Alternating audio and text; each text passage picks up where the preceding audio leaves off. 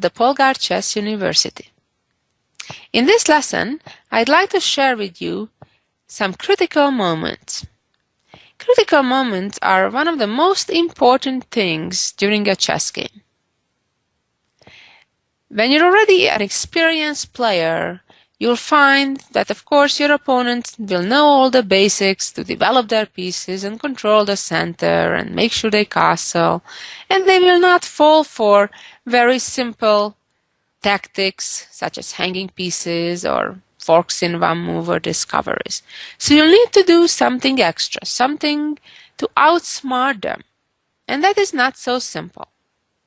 And one of the key points to get there, to be able to outsmart your opponent, is to develop a good sense on when a critical moment arises. And that's what I'd like to help you with in this lesson. Let's look at the first example. Here we go. In this position, black is 2 pawns ahead. Typically, 2 extra pawns are enough to win the game. However, it is also quite obvious looking at the position that white has some compensation at least. White has an attack. The white rook on g6 looks rather threatening. Also, the white bishop on c1 is eyeing towards the h6 pawn to perhaps capture it at the right moment. And the white queen is quite nearby also on the king's side, potentially to help the attack. If white right away would try to play queen h5, which is a good-looking move, threatening immediately to capture on h6 with the rook, for example, and then winning black's queen, and then in some other positions, depending how black reacts, white would be threatening to capturing the pawn on h6 with the bishop, or even to just simply push the f5 pawn forward to f6 to undermine the g7 pawn and then to capture the h6 pawn. The problem now is that black would be able to capture and win a third pawn. And the reason for that is because black can safely sacrifice the queen, as after rook takes and pawn takes and queen takes, all of a sudden black just checkmates with knight to f2. What a trap, better not to fall into. So let's go back to this original position and see how white should continue. In the actual game, white found the correct move, which is a very quiet, simple move, and it is preventing black's counterplay. The correct move here is to simply push the h pawn up to h3. Wow! It's amazing that white actually has time for this. And the plan is, what we already saw, to get the white queen to h5 and then bang, capture the pawn on h6. That's what white wants to do. And the black knights are far too far to get to the other side of the board to stop it. So with all reality, now black is lost. The big difference is that after white plays h3, already at this stage, even in a similar variation as we saw after the immediate queen h5, whenever the black knight would get to f2, it would not be checkmate anymore. Black in the game continued by moving the queen to b7, trying to now capture the pawn on e4, and if indeed it would be black's turn, black could capture with the queen, pinning the white queen on f3 and forcing the exchange of the queens. Fortunately for white, white can afford to ignore the threat and play queen to h5. If right now black captures the pawn with a check by the queen move, white would simply move out to h2. Black would not have an additional check at his disposal, and then the following move would be rook captures h6, checkmating in just a couple of moves. But what would happen if the black knight captures right now on e4? This threatens with a double check or a discovered check with knight to g3 or knight to f2. Looks like quite devastating. Of course, the immediate rook takes pawn on h6 does not accomplish anything, because after pawn takes and queen takes, the black queen can block by moving queen to h7. So what should white do? White just lost another pawn. Well, here the winning move is moving the bishop to f3, pinning black's knight and renewing the threat of bishop captures h6. And black does not have a good enough defense against it. White is winning. Let's see our second example of the lesson. Here we go. In this position, which has arisen just after 12 moves into the game, white has a clear space advantage. Also, white has the two bishops, and the black king has difficulty in getting to safety. Because the white bishop is already on g5, it seems rather difficult to accomplish the idea of castling to the queen side. As typically for situations when our opponent's king is stuck in the middle of the board, we should be looking at ways on how to open files and checkmate that king before it reaches safety. Try to think what should be the idea for white to follow up with. In this position, white needs to play aggressively. And that move is to play f5. This has immediate threats, namely to capture the pawn on g6 and then checkmate with queen to f7. For example, if black would just develop, white would take on e6 and voila, game over, checkmate. Therefore, black couldn't ignore the situation and after f5 had to look around on how to continue. In the actual game, black captured the pawn with the e-pawn. And again, white needs to follow up super energetically. In fact, white shouldn't have sacrificed the pawn by playing f5 if they wouldn't have seen the correct follow-up to it. And white was ready for the next sacrifice with the bishop this time. Here, black has two choices: to either accept the sacrifice, which black actually did in the game, or try to ignore it and, for example, castle. Black's problem is that now white can follow up by playing bishop to e7. And when the rook moves to e8, then white is ready for the next sacrifice with the bishop, because if now pawn takes bishop, then queen to f7, or after rook taking the other bishop, bishop f7, king f8, queen h5, and it's not hard to believe that black's position is lost.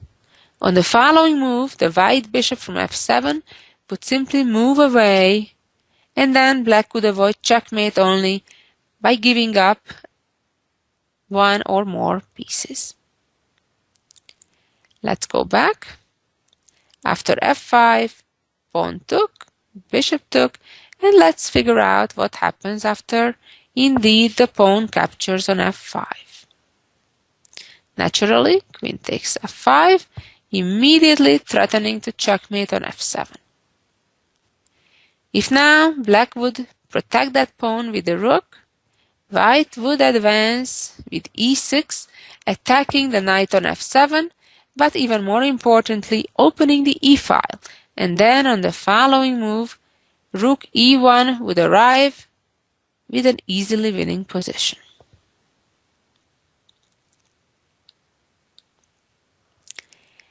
In the game here, black continued by castling. So right now, white only has one pawn for the sacrificed piece. But black is undeveloped.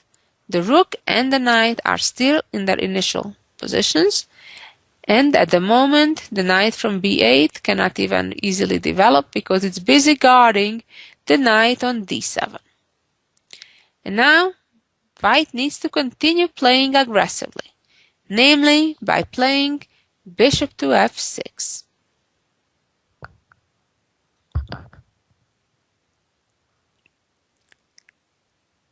Now the threat is for white to play queen to g5 to pin the bishop, capture it, and checkmate. Simple as that.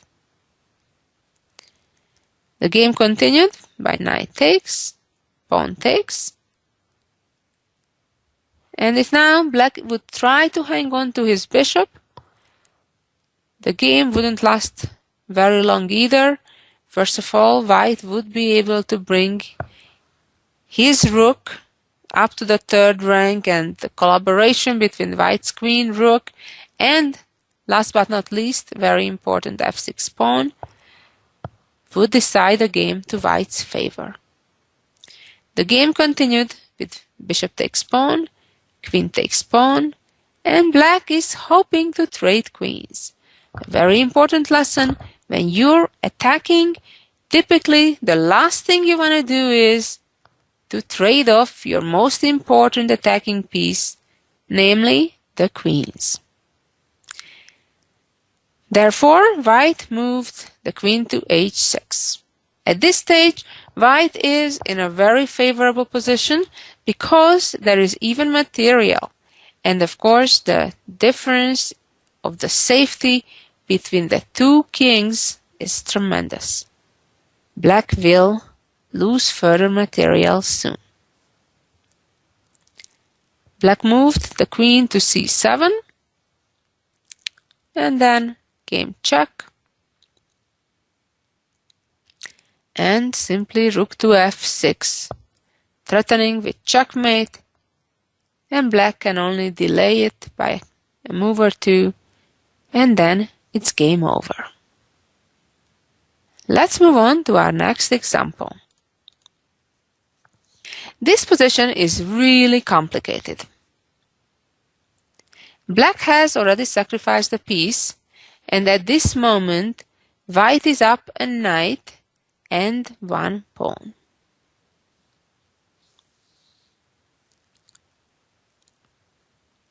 If right now black would continue with a natural check in the corner and chasing the king, then after king d3, white would survive. It's true that black won a pawn, but having an extra knight, of course, is a very serious advantage, and after correct play on white's side, white would end up winning. If we go back to the starting position and we would try to figure out the scenario after rook to g6, which would threaten queen takes g2, white's response would be simply to run before it's too late. So we saw two ways how black shouldn't play. Now the question comes, how should black play? And the key move, which black actually did find at the board, was to play queen to h5. A pretty impressive move, attacking the white bishop. The white bishop now needs to decide which way to go. If the bishop would go to c6, capturing the rook, then white response would be bishop c4 with a winning position. If now the white king was on either side to e1 or to g1, queen h1 would checkmate right away.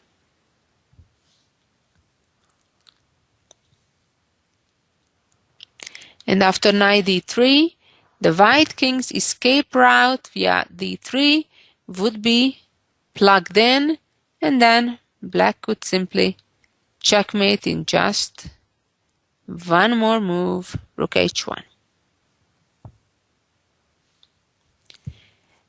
So let's go back to the position after queen h5. As we could see, bishop takes rook pretty much ends the game right away. But how about bishop takes bishop?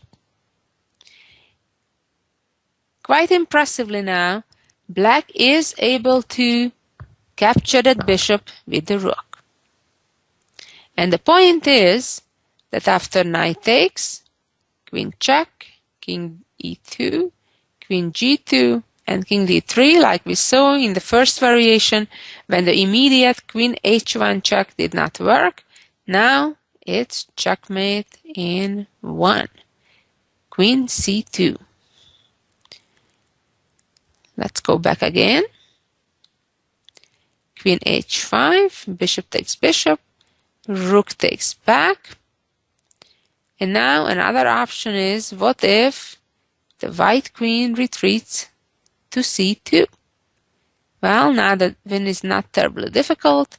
Black could just play e2, forking, and when queen takes, then I suggest to check, forcing white to lose a move, and queen is taken, king takes, and queen g2. And now black's material advantage is quite clear. Again, queen h5, bishop e6, rook e6, and queen takes e6. White is trying to simplify the position. Black captured back, and the knight captured back. And now black was ready to come down, queen h1, and queen g2, king d3, and queen g6. That's the whole point, and now white's position is lost. Actually, this is exactly what happened in the game. After king c3, queen takes the knight, d5, bishop e5, king c2, and queen to a6. Now black is threatening to play queen e2, or even moves like queen c4 and then pushing the pawn looks quite good. White actually resigned. Let's go back one more time and look at this position. White was up a knight.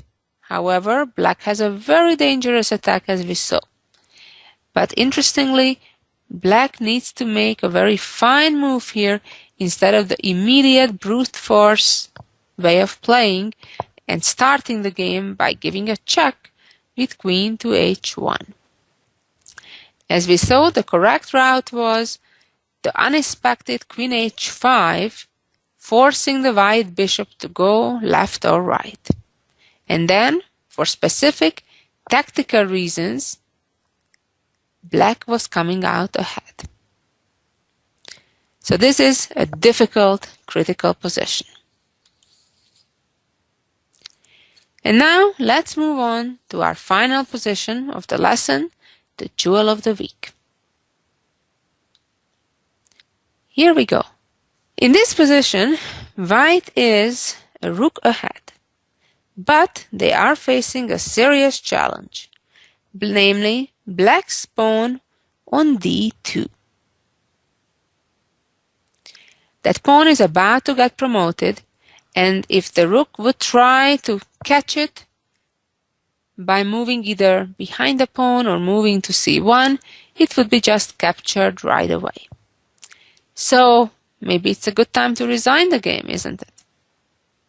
Well, as one of my coaches used to say a long time ago, Nobody has ever won a game they resigned.